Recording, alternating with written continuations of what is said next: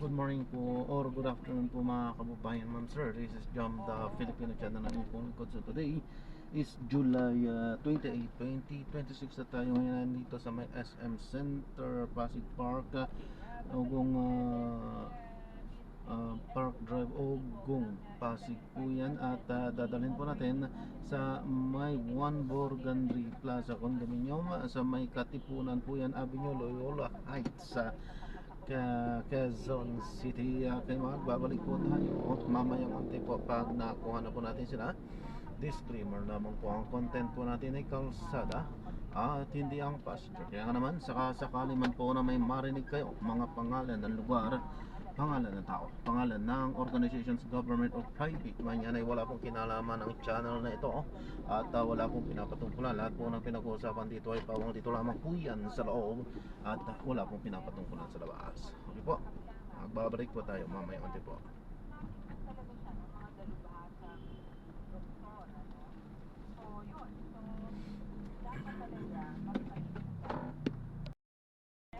Ang kanya ibinigay ng grado persona ni Pangulo Marcos ay 50 out of 100. Mga kasama, 327. That news was brought to you by ACS Manufacturing Corporation, ISO certified world-class quality. Delivering! What are you out there? Bakit niya? Ang laki ng bag! Right! Di ba't ka nasa loob ng bag? Basta para sa'yo gagawin ko. Tulad ng pag-ibig bus deliver. In 100 meters, turn left at the traffic light. Personal at iba pa, up to 90% ang ulog mo ang pwedeng i-load. No processing fees at fast In 60 meters, turn left at the traffic light. Even for an MPL, may virtual pag-ibig! Solid! Solid ka ba? Para di na masira at pinapagpila, ngayon pa lang. You need to thank for crushing every answer to mine. Dahil ang unique toothpaste, may Max Protect formula. Helps stop cavities even before they start. Plus, you break fresh with regular use.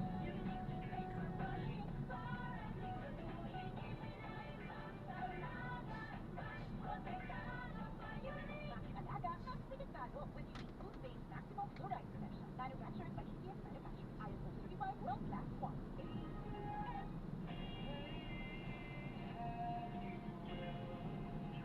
This is a band known as Toast.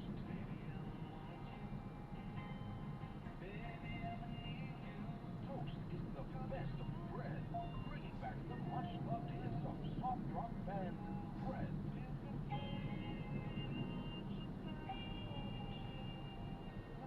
Toast, with their feel-good, spot-on sound of the original recordings of Bread, performing with special guests, Noel Cabangon, August 12 at the Smart Araneta Coliseum.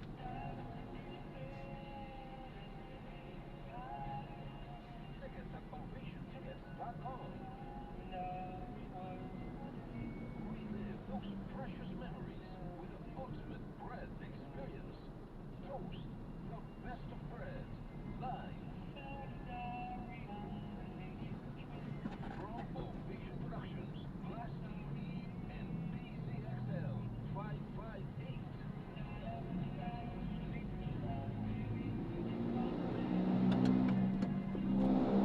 That's Toast, the best of bread, live at the Smart Araneta Coliseum on August 12th, and at the Waterfront City Hotel on August 15, 2026, with special guest Noel Cabangon.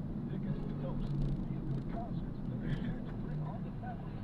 Dad are available through OvationTickets.com. Presented by Ovation Productions in cooperation In with 300 meters, make a slight left onto Rodriguez Jr. Avenue. DZXL 558. Mga kasama, si Director Ednar Dayanira, ang kasama ko natin mula sa Office of Civil Defense Region 11. Director, si Radyo Manlulian, Division ng Army DZXL Manila. Good afternoon. Good afternoon, good afternoon sa lahat. At totoo ba yung mga nakita namin na mga footages? Talagang may mga ilang lugar na talagang binaha sa area ng Davao?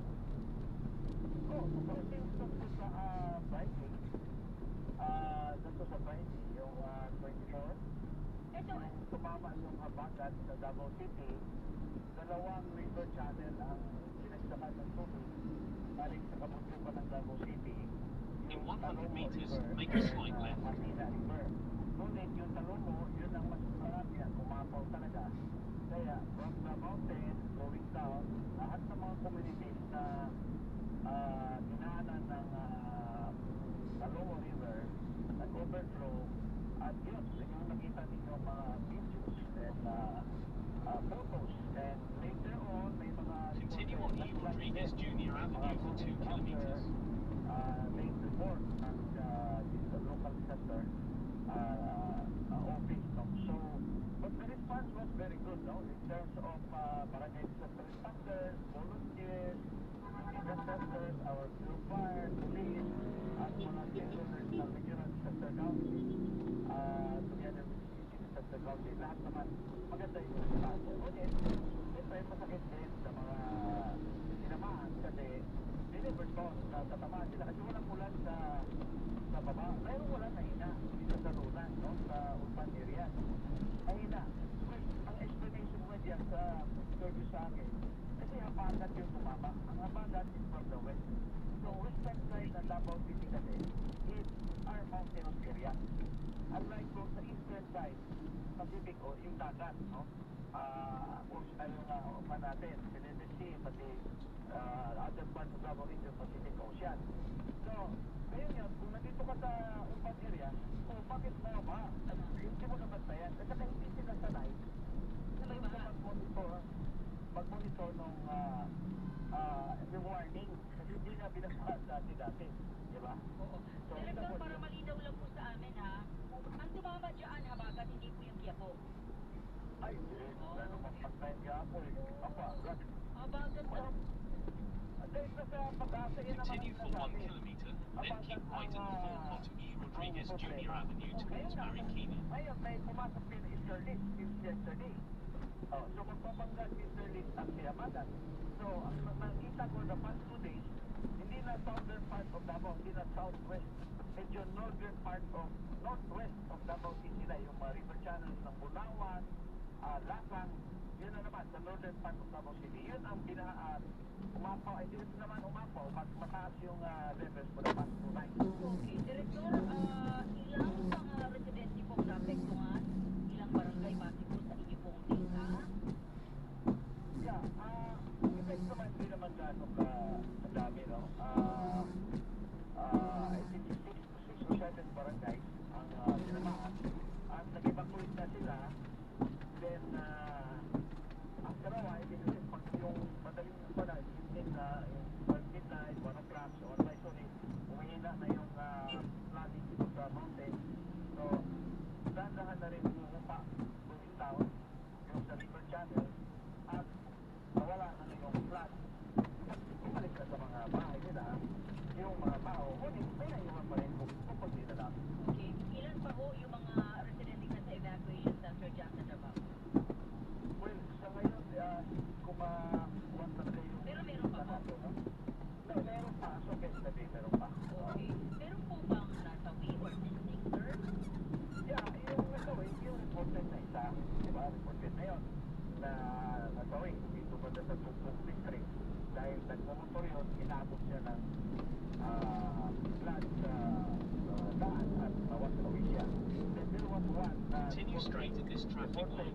responder na meeting, pero apparently it was not true, hindi totoo.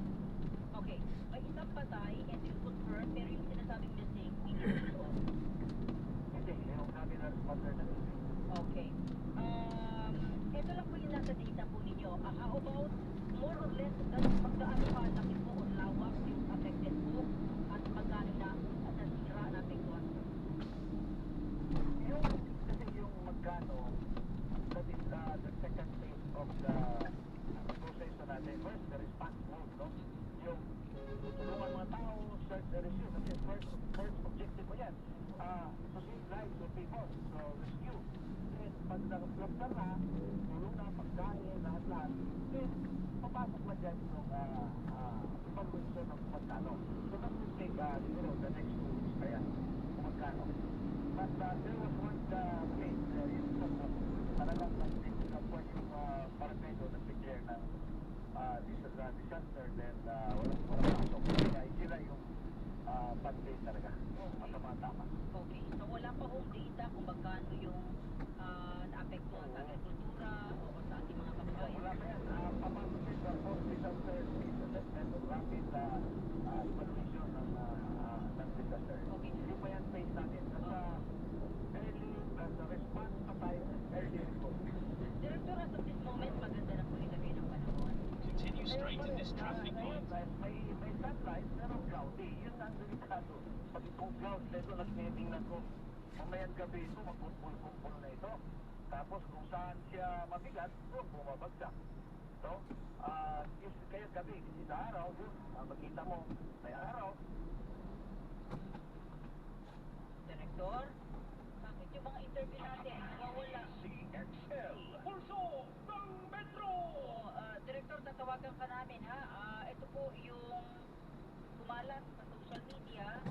Kasi yung isang official, si General Torre ba yun doon, di ba? Nag-post din siya, di ba? Sabi niya, yung bahay niya raw dati hindi inaabot ng baha. So nagtaka raw siya, bando ngayon, binahana sila. Ang daming same post kay General Torre na ganoon din, sabi nila, first time na binaha kami. Hindi naman kami binabaha noon. Tapos meron pa ako nakitang interview yung hindi na mapakinabangan yung bahay nila, talagang wash out, no? Pinaka-posible na lang ibenta or lumipat sila. Sabi ni Director kanina, talaga raw maraming mga residente yung hindi nakapaganda kasi hindi na sila binabaha noon. So tandaan nyo ito po, hindi po ito bagyong Tiapo. Ito po yung habagat. Alam mo, feel ko talaga dapat matakot tayo sa habagat, ano? Ikaw magkakatakot yung habagat, yan po sa bagyo.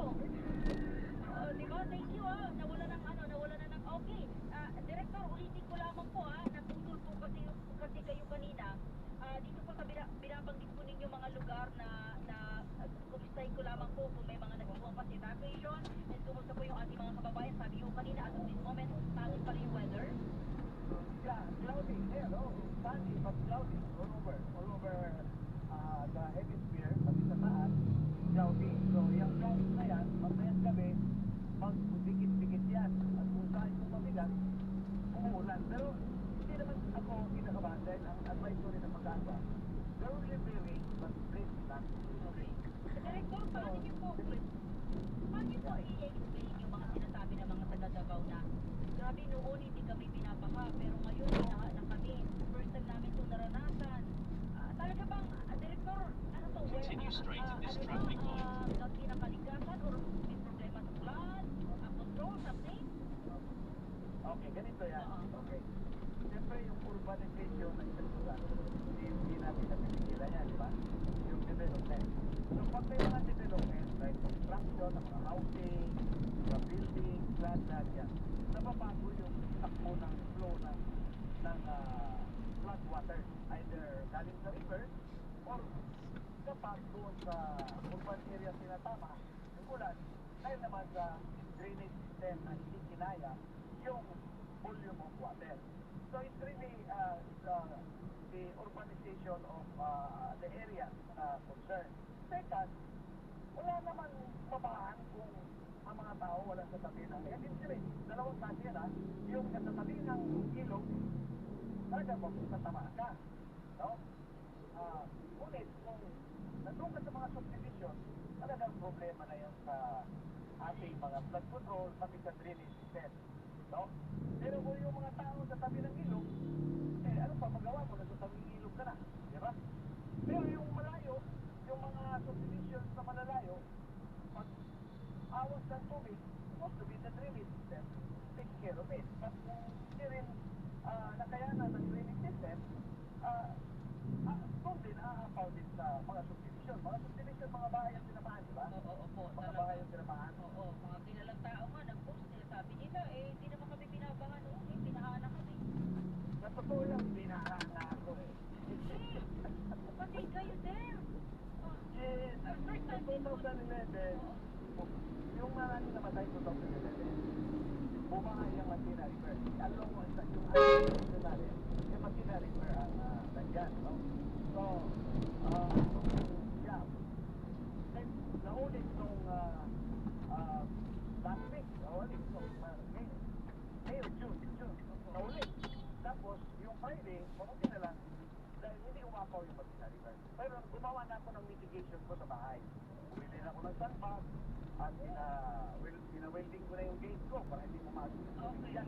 Continue straight at the first traffic light. Baso yan, Then, in itatamit, 400 di ba? meters, keep While right at the government has not really implemented the guide na master plan for Davao, tinatamaan na ba? So, mismo tayo, if every family has to do here, so, gagawa niya ng diskarte niya. Natawag natin yan sa Republic Act 10121, prevention and mitigation. Ibig sabihin, kung nasa tabi ka ng ilog, lagi ka binabamet, nandiyan ka pa. Eh, wala naman. Pero direktor, wala kasi silang mapupuntahan. Kaya now the problem of the government. Di ba? Kasi sa totoo lang, sa record ng Indonesia, the whole region, hindi lang dapat the whole region, more than 3,000 communities na dapat wala yan. Nasa lang, 35 and sinanagin mo yan, ganito na level, no? And taking this whole company about the national issue, this is really yung part ng ating development at pagkulak ng ating community, society natin, yung mga tao, kahit delikado, tayo sa bahay, ginabahan na.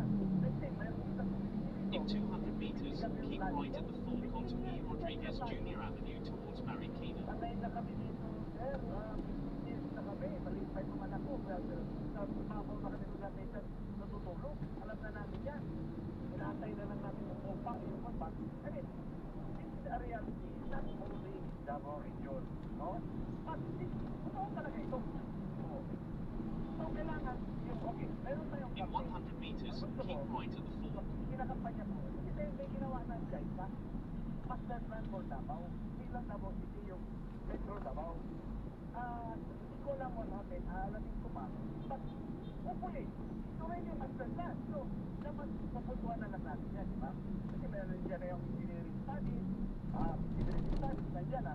So, I will campaign for funding for this, no? Local, national, international funding. Hindi lang master plan for Davao City or at lahat ang kapitmen, lahat ng barangay, 1,100 plus barangay, magkang ang master plan for each locality. In 100 meters, turn right at the traffic light. Alam mo ba yung sasabat, that's 5% ng yung allocated budget. So lahat ng mga LGUs may mga chapter fund. Unfortunately, sa record ko, na meron ko naman, hindi ginagamit naman ang chapter fund. Kung gusto rin ginagamit yan, 70% yan, sa batas natin, Republic Act 10121, gagamitin yan for prevention mitigation, mga canals, control, capacity building, training, bili ng gamit, equipment, yan.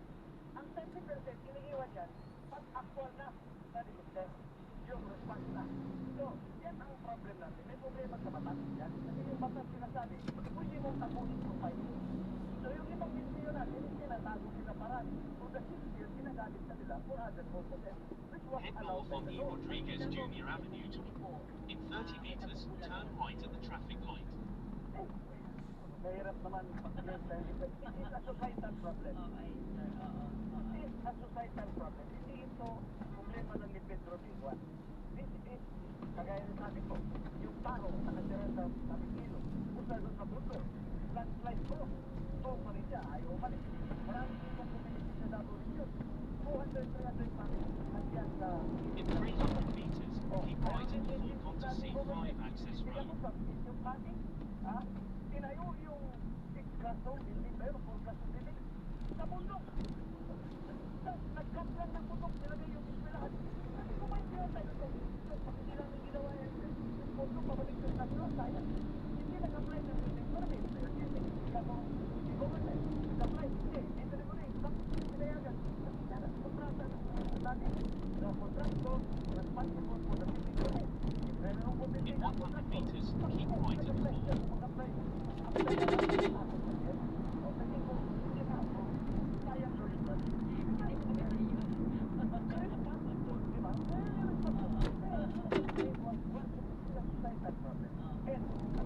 Continue on C5 access road for 1 kilometer.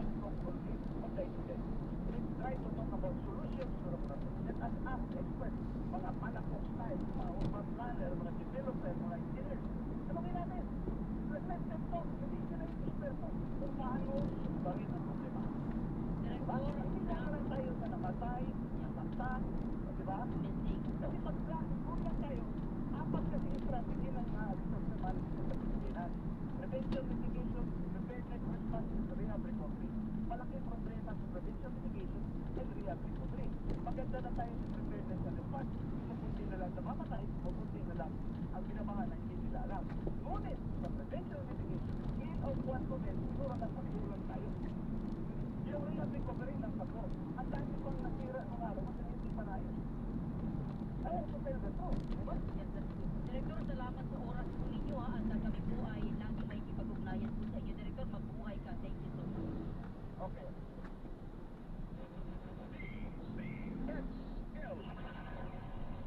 Si Director Edner Dayanghirang, Regional Director, Office of Civil Defense, Region 11. Yung pahayag ni Director, alam mo ako, wala siyang politics ha. Pero kapag si VP Sara nanalo, hindi ko kunin itong head ng Office of Civil Defense. Magaling eh. In fairness, ang galing niya magsalita. Hindi ba pwede iakyat si Director Dayanghirang dito sa National Continue for Office ng 300 meters, OCD? then turn left Ang onto galing Dennis. mag-explain. Ang galing niya. At nagsasabi siya, may problema. No? Sabi niya nga, kung ginagamit na yung JICA master plan for Davao. Kaya nga rin sa Davao. Pangalawa, may problema din sa LGU. Wala nga mapaglagyan. Imposible wala mapaglagyan. Laki ng lupa sa Pilipinas. Bakit si isang pamilya ayaw umalis sa bundok na flood prone? Wala nga mapuntahan. Kung LGU, gobyerno dapat na tumugundos. Ito isang pamilya, 5 pamilya, 10 pamilya sa tabing ilog. Binabaha, lagi silang nawawash out every flood In or 80 every meters, sa mga turn panahon. left. Hindi pa rin umaalis. Kasi wala nga silang mapupuntahan. LGU pa rin ho yun. Dapat si director kanina, no? And sana sabi niya, pakinggan yung mga sinasabi ng mga nakakaalam, like sina, architect Palakok, di ba paulit-ulit sila sinasabi.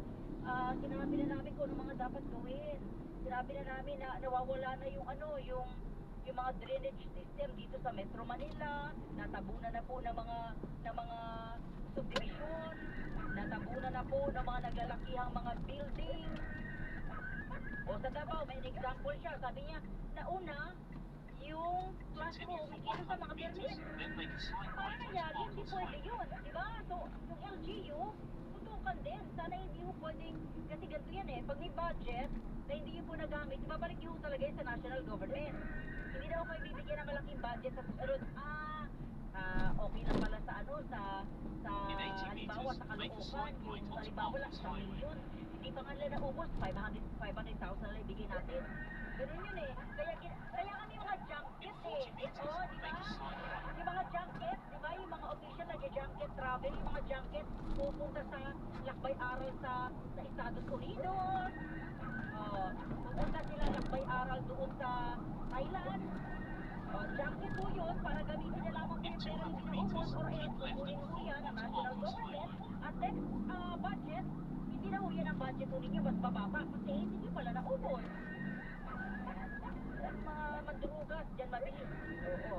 Thank you kay Director. Sabi niya, dito sa 7 barangay sa Davao Region, ito pong sa Davao, ang nakapag-evacuate. At isa po ang reported na namatay, isang motorista na inabot daw po ng baha. At naanod. Yung missing, hindi raw po totoo yun. Ito po yung fake news. At ang pinaka-affected daw itong barangay Tumbok sa Davao.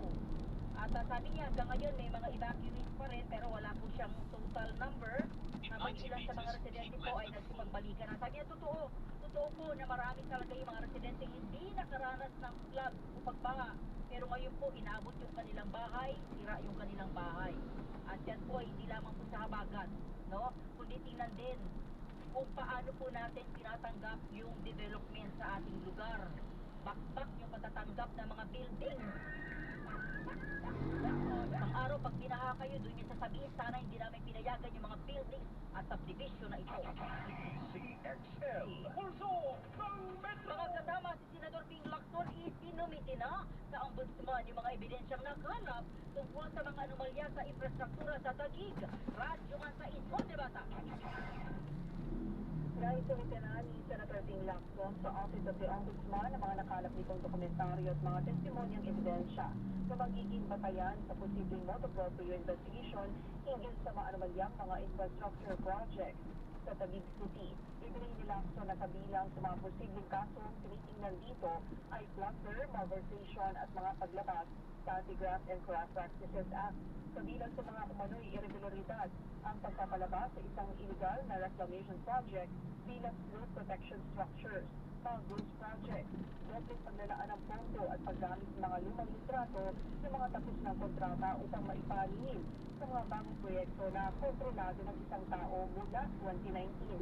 Sinabi niya na tinatay ang maabot sa 14.4 billion pesos at tumataas pa ang halaga ng mga proyektong pang-infrastruktura sa Taguig mula 2020 hanggang 2025. Para sa senador, mas mabigat ang natuklasan nila sa Taguig kumpara sa umano'y anomalya sa mga flood control project sa Bulacan. Umaasok nila na makakatulong ang mga nakalap na informasyon ng kanyang mga staff para mapabilis ang investigasyon ng ombudsman at tiniyak na hindi sila magiging relax at marami pa silang kakalkalin na mga ebidensya. Kasama mo sa Senado, Radyoman sa Juan de Bata, Tatak RNN, PZXL, 5 Makakarami ng Facebook Live birthday tayo dito doon. At iinit yung usapin dito po kay Lacson at kay Senator Cayetano. Samantala, Attorney Levy Balikod at 18 bodyguard pinapakasuhan na ng DOJ. Ayan nga na kay dating Senador Antonio Trillanes. Radyo Mandias, Jairus Peña, Florida. Attorney Levy Balikod at ang 18 dating bodyguard ni dating Congressman Kati Po. Patay sa kopya ng resolusyon ng DOJ prosecutors na inilabas ni dating Senador Antonio Trillanes, inirekomenda muna ng Justice Department ang pagsasampa ng mga reklamong cyber libel at perjury laban sa mga ito. Hanggat ang reklamo sa press conference o social media post ni Balikod at ang kanilang mga pahayag.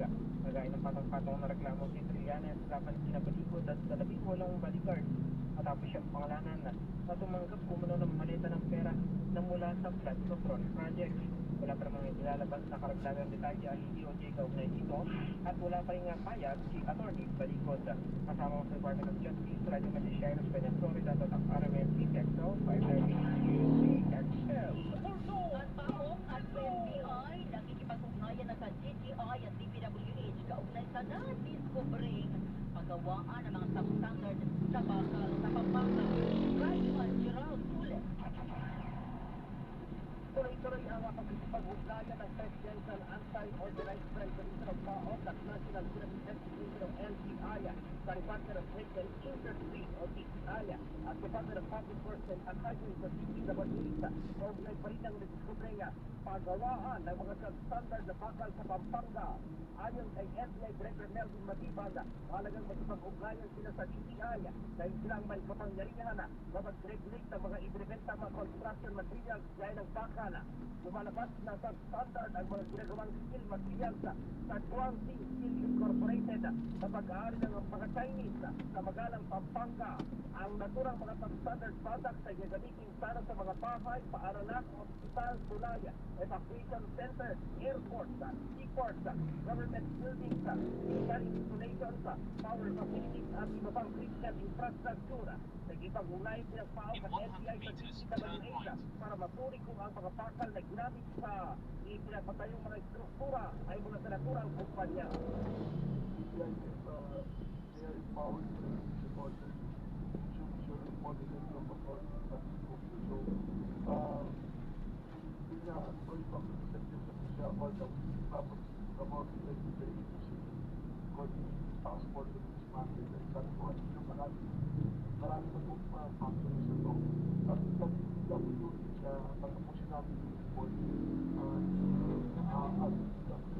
probably comfortable factors of with the LTO also the possibility ng mga nag-purchase ng mga pakal sa mga companies na dapat. Una lang sinabi ni Benjamin Amordo Jr., ang Executive Director ng Presidential Anti-Organized Crime Commission, na naaresto sa operasyon ng 4 na company officers na nagpapatakbo ng naturang korporasyon. Nailigtas naman ang 347 Filipino at 37 Chinese workers mula sa hazardous industrial conditions. Kasama mo sa Pasay City, Radyo Mangeral, Linas sa Pag-Aramena, CXL 553. CXL, pulso ng Metro! Piruin mo, Dan, di ba, Don? Dan at Don. Piruin mo, Dan at Don, ha? Piruin mo kung ilang kumpanya na ang bumili sa kanila para gumawa ng building. Hindi ba pwede kumustahin natin ngayon yung mga building? Nakatayo pa ba? Kasi substandard ko yung mga building, tinan mo sabi ng report ni Gerald, gagawin daw ito sa, ito yung pagkukunan ng mga gagawing mga gusali, paliparan, kalsada, mga paaralan. Kumusta na kaya yung mga gawa mula doon sa substandard na mga paggawa ng bakal na tono po? Nakatayo pa ho ba? Dapat ma-check ko ito mabuti para po sa kapakanan ng mga taong nasa loob ng mga gusali na yan. CXL, pulso ng Metro! Mga kasama sa ating tanong, habol ho kayo dahil babasahin na ho natin yung inyong mga reaction. Kung kayo po'y tatanungin, kayo ho ba ay satisfied sa nilalaman ng tona ni Pangulong Marcos kahapon? 0961-630-7106. Sabi ho rito ni 8652, pag nanalo si Sara, kawawa ang sundalo sa dagat. Malia ang China. What is Malia? Okay? Mula kay 8652. Siguro binabanggit niya dahil parang pro-China si Bibi Sara. Good day, madam. Sana i-refund na rin yung system loss para sa talagang masaya. Very good. Kaya lang, kailan pa ho ba yung system loss na yan? Sa inyo po mga kooperatiba o dito sa Meralco? Baka po kung i-refund, ako ho mga isang taon, wala tayong bahay sa kuryente. 1944, blank, yung ini-interview mo ma'am, walang sasabing maganda yan mula kay 1944. Good PM, for excellence and so na, ni BBM, dahil mas marami pa ang makukulong sa linang flood control. At yung iba pang pinangako na gusto pang matupad, batugan ang tamad naman magtrabaho, mapagsamantala pa hanggang ngayon, si Georgie Marshall na, thank you Georgie 6978. Kontento po ako kay BBM. Duterte family, Black Lives sa bayan, mamatay tao po yan, mula kay 8652. Ano po ba ang ginagawa ni Bibi Sara? Hindi siya nagtatrabaho. Yan po yung aksaya sa oras. So, sabi yung kasi ni Bibi Sara sa interview, hindi siya nanood ng tona.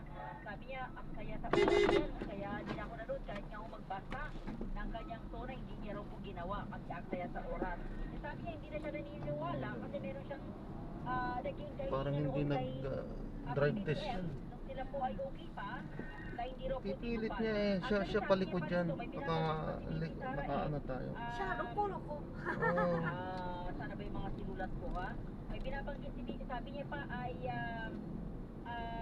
hindi mamaya sinulat din kanya mga sinabi kanina, I think kanina to siya po sa Dahig sa the Netherlands at sinasabi niya na imposible na raw pero siya naniniwala na makukulong or makakasuhan itong si Representative Martin Romualdez. CXL, pulso ng Metro! Okay, maulap daw sa kanila. Well, dito sa amin, may maulap din at ang kanina pa pumuho sa malakas na ulan. Mga kasama, habulin pa ho yung inyong mga mensahe. Kayo ba'y satisfied sa mga naging nilalaman ng tona ni Pangulong Marcos kahapon? 0961-630-7106 at pwede ho kayo mag-comment at i-like, subscribe sa aming mga social media pages at accounts sa Facebook, YouTube, Twitter at TikTok. Hanapin lamang po ang DZSL News. Oras at tatakalan 4. CXL, pulso ng Metro! This time check is brought to you by MX3. Dito ako believe. That time check was brought to you by ACS Manufacturing Grabe traffic. Corporation, ISO certified world-class quality. That news was brought to you by ACS Manufacturing Corporation, ISO certified, world-class quality.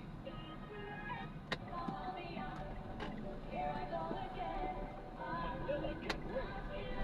Celebrate 50 years of Dancing Queen with the world's #1 ever show. Nag-U-turn It's ka a dito. sing-along, dance-along extravaganza. All the hits and all the fun. Walang U-turn pala dito. And Sunday night at the Theater at Solaire Manila. Tickets available now to their box office. Hindi Tickets pwede. online.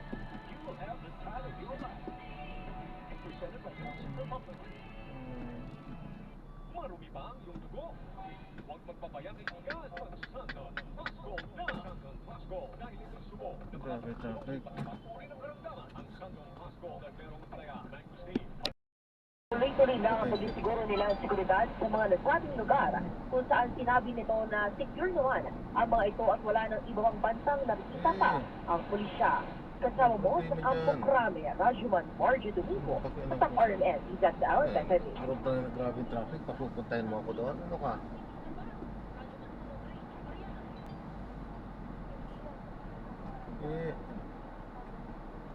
Hindi ko yan kukunin.